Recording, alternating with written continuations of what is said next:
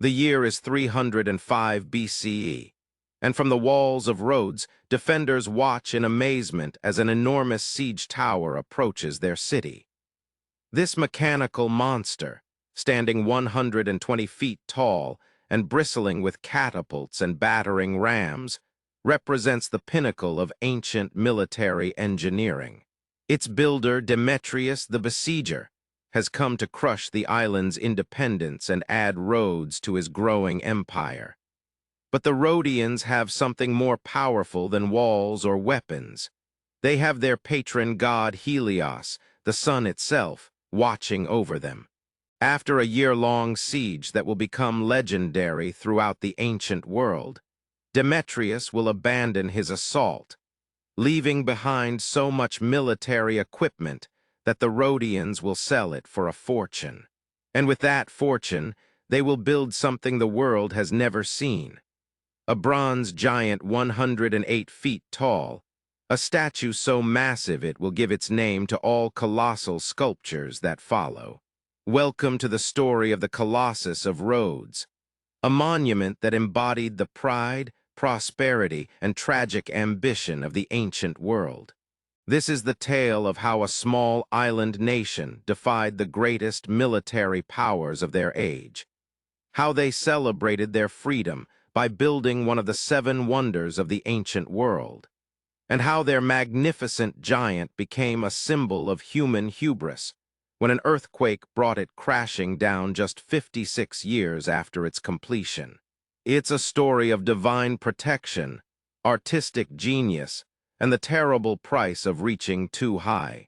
Our story begins not on the island of Rhodes, but in the mind of a young Macedonian prince named Alexander, whose dreams of conquest would reshape the ancient world and create the conditions that made the Colossus possible.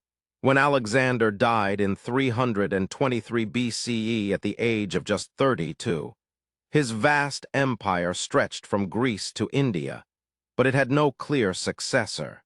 His generals, known to history as the Diadochi, or successors, carved up the conquered territories and began a series of wars that would rage for decades. Rhodes found itself in an impossible position.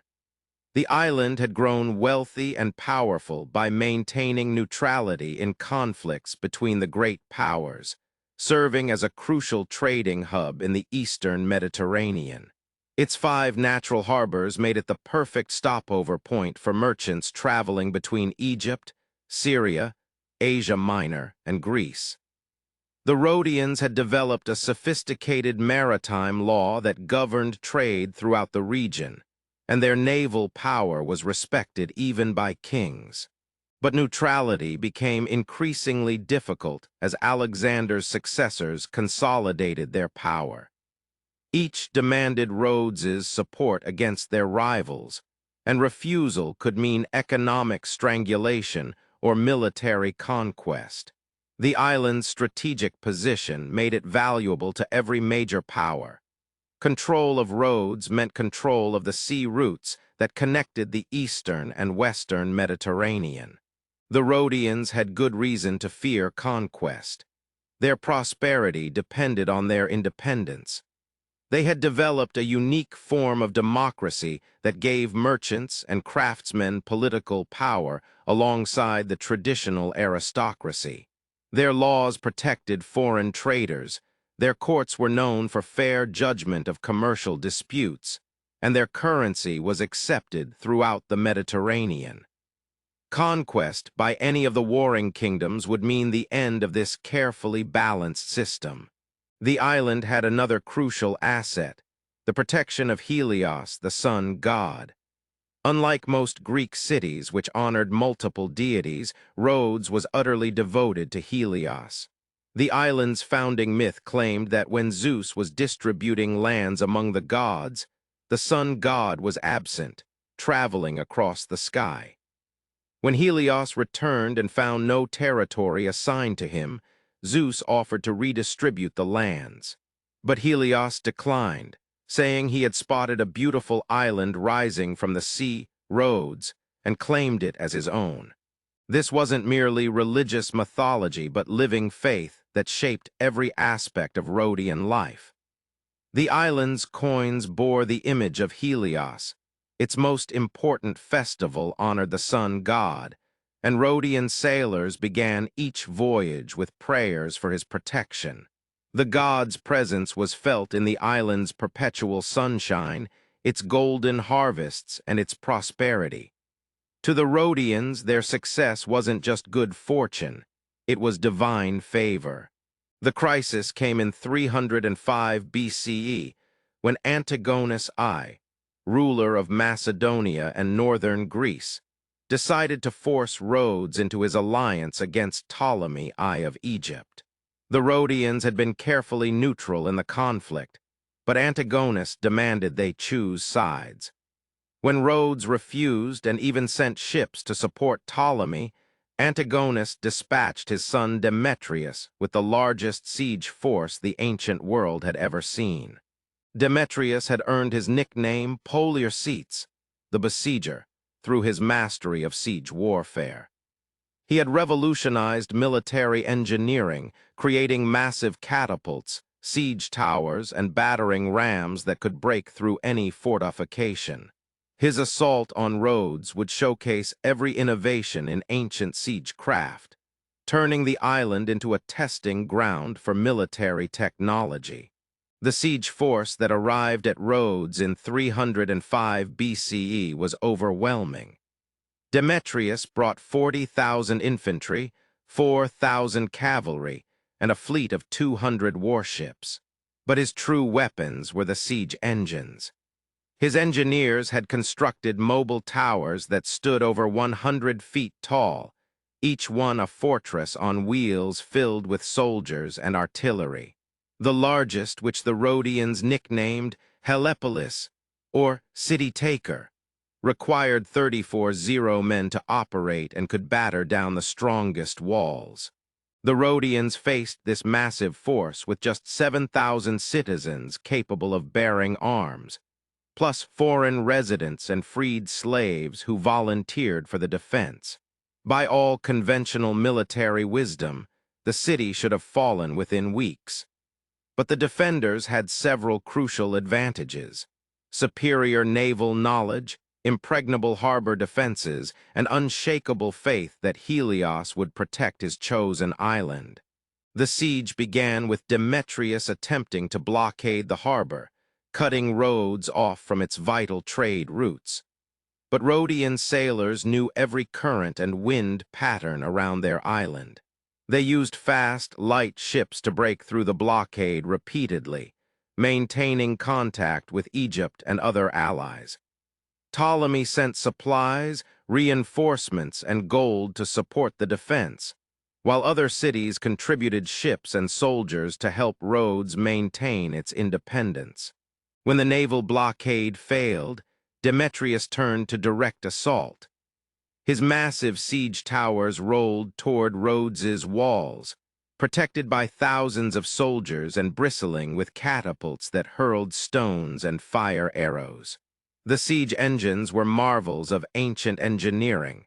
The largest towers contained multiple floors, each equipped with different weapons, and filled with soldiers ready to storm the walls when the machines reached their targets. But the Rhodians proved as innovative in defense as Demetrius was in assault. They used Greek fire, an early form of napalm, to destroy several siege engines. They dug tunnels under the attacking towers, causing them to collapse into hidden pits. Most cleverly, they used their knowledge of tides and currents to flood the siege works during high tide, turning the solid ground around their walls into impassable marsh. The psychological warfare was as intense as the physical combat. Demetrius offered enormous bribes to convince the Rhodians to surrender, promising to spare the city and its people if they submitted peacefully. He pointed out the futility of resistance. How could a small island hope to defeat the heir of Alexander the Great's military genius? But the Rhodians responded by melting down their gold and silver statues to mint coins for paying their defenders, demonstrating their determination to fight to the end. The siege's turning point came when Demetrius's largest siege tower, the mighty Helepolis, became mired in marshy ground near the harbor. Rhodian fire ships attacked while the tower was immobilized, setting parts of it ablaze and forcing its evacuation. The psychological impact was devastating. If the city-taker could be stopped, perhaps Helios truly was protecting his island. Weather played a crucial role in the defense. Rhodes's position in the eastern Mediterranean made it subject to sudden, violent storms that could wreck ships and topple siege engines. Several times, just as Demetrius seemed on the verge of breakthrough, storms would arise that destroyed months of preparation. The Rhodians saw these as divine interventions, Helios calling upon his brother gods to protect Rhodes. After 12 months of siege, Demetrius found himself in an impossible position. His massive army was consuming enormous resources while making little progress against the city. His father Antigonus was facing threats from other directions and needed Demetrius's forces elsewhere. Most importantly, the siege was becoming a public relations disaster. The longer Rhodes held out, the more legendary its resistance became, inspiring other cities to resist Macedonian expansion. The final blow to Demetrius's campaign came when Ptolemy's fleet arrived with massive reinforcements for Rhodes. Rather than face a naval battle that could destroy his fleet, Demetrius negotiated a face-saving withdrawal. The terms were remarkably generous to Rhodes. The city would remain independent, but would provide naval support to Antigonus against enemies other than Egypt. The Rhodians had achieved the impossible. They had forced one of Alexander's successors to abandon a siege. The aftermath of the siege left Rhodes with an enormous windfall. Demetrius had abandoned so much military equipment that it took months to catalog and sell. The massive siege towers alone contained enough bronze, iron, and timber to supply the island's needs for years. Most valuable were the catapults and other artillery pieces, which Rhodes could sell to other cities or use to strengthen its own defenses. But beyond the material wealth, Rhodes had gained something more precious: legendary status throughout the Greek world.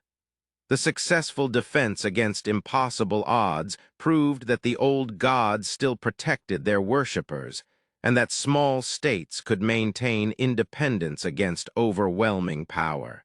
Rhodian courage became a symbol of Greek freedom in an age of increasing royal domination. The decision to build a colossal statue of Helios emerged from this mixture of gratitude, pride, and practical politics.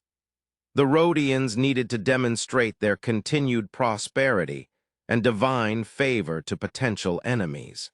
They also wanted to create a permanent memorial to their miraculous deliverance that would inspire future generations and advertise their wealth to visiting merchants. The commission went to Charles of Lindus, a sculptor from one of Rhodes's 3 ancient cities. Charles was a student of Lysippos, the court sculptor to Alexander the Great, and he inherited his master's skill at creating figures that seemed to pulse with life. But the project he faced was unprecedented in scale and complexity. No one had ever attempted to cast a bronze figure 108 feet tall, roughly equivalent to a modern 10-story building. The technical challenges were staggering.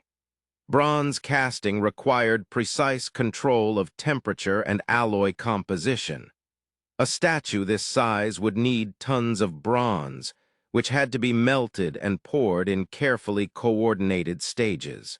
The internal structure needed to support enormous weight while withstanding wind loads that could topple the entire monument. The foundation alone required engineering innovations that pushed ancient technology to its limits. Char's solution combined traditional bronze casting techniques with revolutionary structural engineering. The statue would be built around an internal framework of iron bars and stone blocks, providing stability while allowing the bronze skin to flex with temperature changes and wind pressure. The bronze would be cast in sections and assembled on site, using techniques adapted from shipbuilding, an appropriate choice for an island nation. The construction process required unprecedented organization and resources. The project consumed 300 talents of silver, equivalent to the annual tribute of a major city, and took 12 years to complete. The entire island economy was mobilized to support the work. Bronze had to be imported from across the Mediterranean, while local craftsmen were trained in techniques that had never been attempted on such a scale. The statue's design reflected Helios's role as both sun god and patron of Rhodes. The figure stood with one hand raised to shield his eyes as he gazed across the sea, a pose that conveyed both divine majesty and protective watchfulness. The famous crown of radiating sunbeams identified him clearly as the solar deity, while his muscular physique embodied the strength that had protected Rhodes during the siege. Contrary to later medieval legends, the Colossus did not stand astride the harbor entrance with ships passing between its legs. Such a pose would have been structurally impossible and contrary to all ancient sources. Instead, the statue probably stood on the eastern side of Rhodes's main harbor, where it would have been visible to ships approaching from the sea while serving as a beacon for navigation. The construction site became a pilgrimage destination in itself. Visitors came from across the Mediterranean to witness the unprecedented project. The sight of the growing bronze giant, rising higher each year as new sections were added, became one of the wonders of the ancient world even before its completion. The statue represented not just artistic achievement, but proof of what free cities could accomplish when inspired by divine favor. The completed Colossus was dedicated around 280 BCE in ceremonies that drew crowds from across the Greek world. The base inscription, preserved in ancient poetry, proclaimed Rhodes's devotion to Helios and celebrated the freedom that made the monument possible. The statue immediately appeared on lists of essential sites for Mediterranean travelers, establishing the tradition of 7 wonders that continues to fascinate us today. For 56 years, the Colossus dominated Rhodes's skyline and served as the symbol of the island's prosperity. Ships entering the harbor saw it from miles away, its bronze surface gleaming in the Mediterranean sun. The statue became synonymous with Rhodes itself. Coins from across the region depicted the bronze giant, and poets from Rome to Egypt celebrated its magnificence. The Colossus also served practical functions beyond its symbolic value. Its height made it useful for navigation, helping ships identify Rhodes's harbor from considerable distances. The bronze surface, polished to mirror brightness, may have served as a lighthouse, reflecting sunlight to guide ships safely to port. Some scholars suggest that fires were lit at the statue's crown during dark nights, making it function as one of the ancient world's great beacons. But the very scale that made the Colossus wonderful also made it vulnerable. Bronze expands and contracts with temperature changes, creating stress on the internal supporting structure. Wind loads on such a massive surface area were enormous, requiring the foundation and framework to withstand forces that ancient engineers barely understood. The statue survived several minor earthquakes, but each one weakened the connections between bronze skin and iron skeleton. The catastrophic earthquake that felled the Colossus struck in either 228 or 226 BCE. Ancient sources describe the ground shaking so violently that buildings across Rhodes collapsed, and the harbor itself changed shape. The great statue, its bronze legs weakened by decades of thermal expansion and wind stress, snapped at the knees and crashed into the harbor with a sound that was heard across the island. The fallen Colossus became almost as famous as the standing statue had been. Pliny the Elder wrote that even lying broken, it inspired wonder and amazement. The thumb alone was too large for a man's arms to encompass, and the hollow interior revealed the ingenious engineering that had supported the bronze shell. The broken pieces lay scattered across the harbor area like the remains of a fallen giant. Ptolemy III of Egypt offered to pay for rebuilding the statue, demonstrating how important the Colossus had become to Mediterranean culture. But the Rhodians consulted the oracle at Delphi and were told that rebuilding the statue would bring misfortune upon their city. Whether from genuine religious fear or practical concerns about cost, the Rhodians left the Colossus where it fell. The broken statue remained a tourist attraction for nearly 900 years. Visitors came specifically to see the ruins of the great monument, marveling at its size and the skill of its construction. The fallen Colossus became a meditation on the fragility of human achievement and the power of natural forces. Roman poets used it as a symbol of how the mightiest works of man could be brought low by fate. The final destruction of the Colossus came in 654 CE when Arab forces conquered Rhodes. According to Byzantine sources, a Jewish merchant from Mesopotamia purchased the bronze remains as scrap metal, transporting it to the mainland using 900 camels.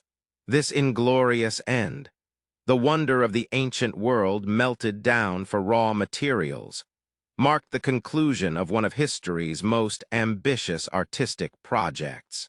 The influence of the Colossus extended far beyond its physical existence. It established colossal as the standard term for enormous statues, a usage that continues today.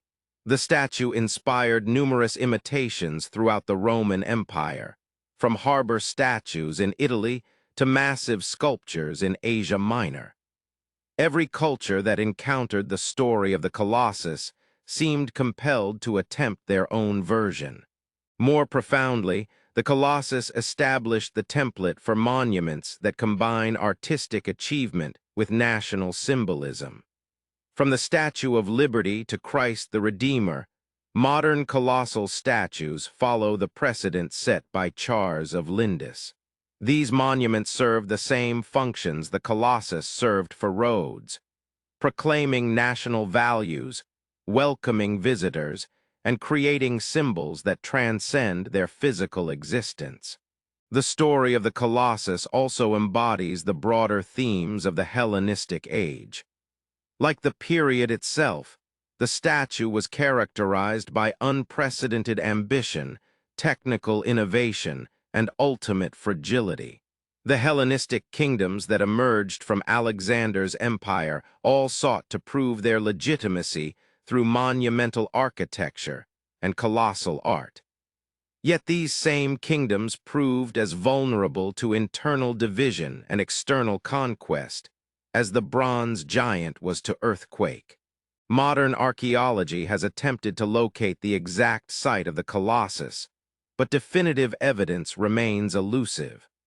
Some scholars favor the harbor location, where medieval traditions placed the monument, and where foundations for a large structure have been discovered. Others argue for a position in the city's upper town, near the Temple of Helios, where Greek religious practice typically placed statues of deities.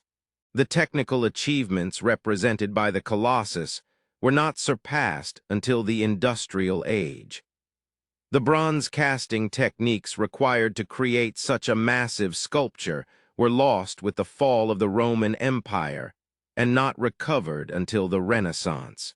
The engineering principles needed to support a structure of such height and weight were not fully understood until the development of modern structural analysis.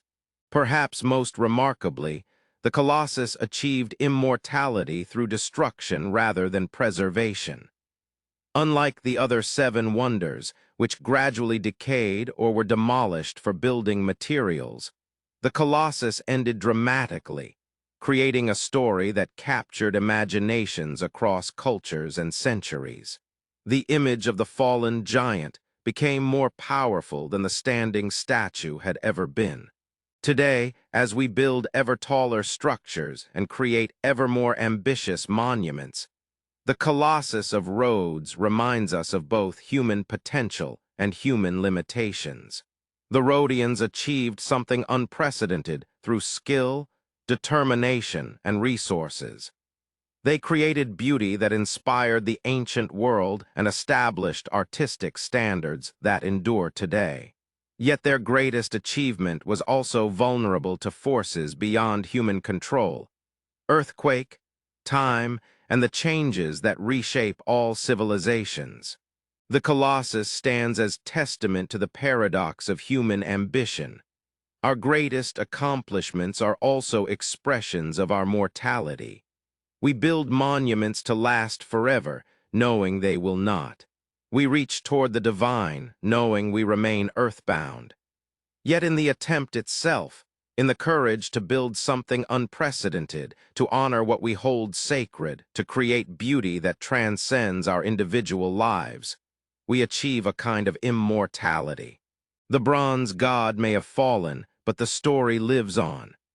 Every colossal statue, every ambitious monument, every attempt to create something that will outlast its makers carries forward the spirit that animated the sculptors and craftsmen of ancient Rhodes. In daring greatly, even when we fail, we join the eternal human quest to touch the divine and leave something beautiful behind.